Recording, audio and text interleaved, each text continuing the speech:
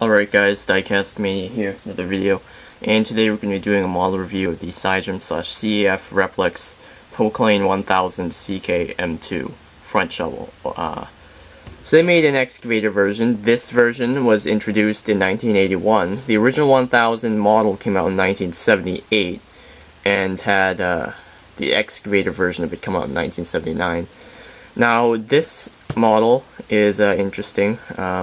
Quite hard to find too, for the reason that there weren't a lot of these actually made. There are only about 58 Poclain 1000s actually produced, as in real machines, and to this day only 2 are actually known to exist in the world in operable condition.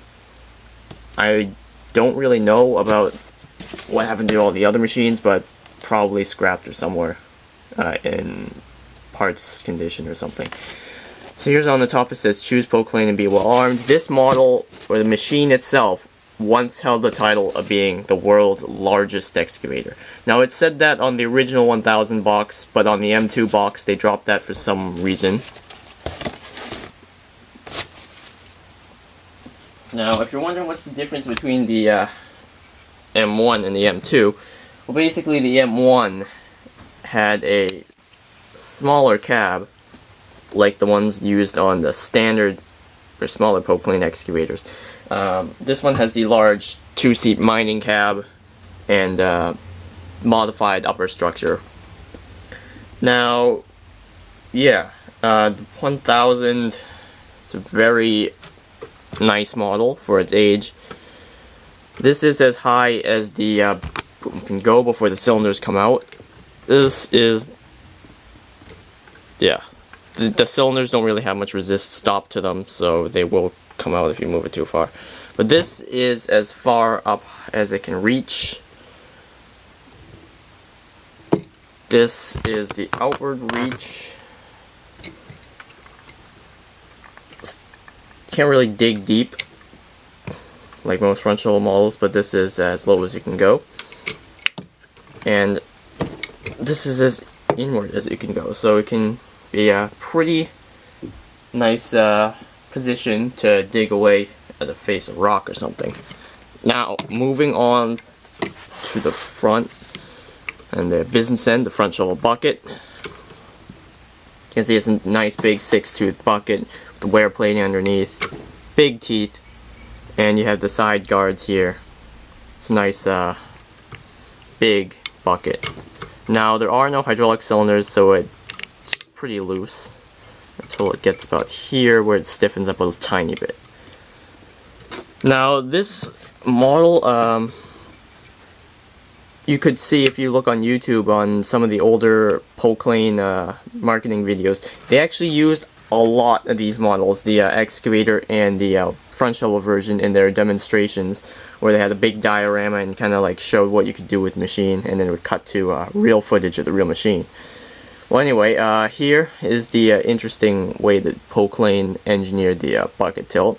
Is there's actually a little connection point, and then that connection point has a pin through here instead of directly linking the cylinder. The cylinder is actually tilted 90 degrees from where it usually would be on other front shovels. Now, yeah, the boom does not too much. It just has that boxy structure from 1980s equipment. The cylinders are plastic and they're pretty stiff. You can see that I guess they're so stiff that the plastic started discolor. Not sure why. Well, but all the decals on this machine are adhesive decals. Now all the grill work adhesive as well. Little annoyances that they peel up sometimes. But some of the upper structures are actually etched. Now the tracks, they're not really too flexible. And as you can see, the tracks coming unjoined here. That's because it's just one long strand of plastic that's melted together at the end and forced over the idler and sprocket. Now the undercarriage is nice and big, has 3 top carry rollers, 6 bottom rollers, and has this shield on the back. And I guess down here is where it would be where the disassembly or assembly would be modified, not modeled. You know, when on the real machine you can take it apart. Yeah. Now these handrails are metal, and they can be kind of fragile. They look to be alright, almost in scale. The cab's plastic, has this guard over it, plastic windows, seat in there.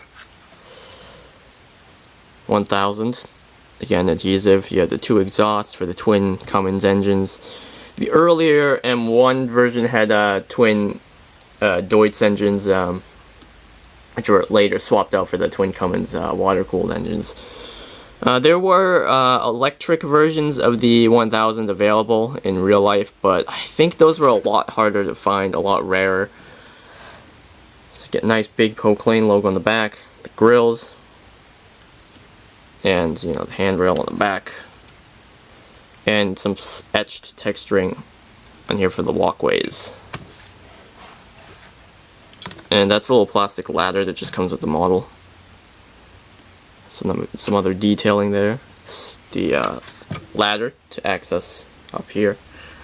And the interesting thing about this machine is, if you notice how small it might seem, the upper body, that's because all these panels would flip up to allow easy access to the components. Now the ladder is just included for opposing possibilities. You know, you could put it next to some of these plastic areas that would suggest possible places to put a ladder. You can even stick it in like that or something. This model, yeah, the machine weighed about 200 tons, almost 1,000 horsepower. Pretty interesting. Now I'll just compare it to the 160, which was a 30-ton machine. I really don't have any haul trucks to pair this with that would be period correct. I think you could use a Gesha 769 or a CCM 769. Now here it is next to a Cat 245 front shovel.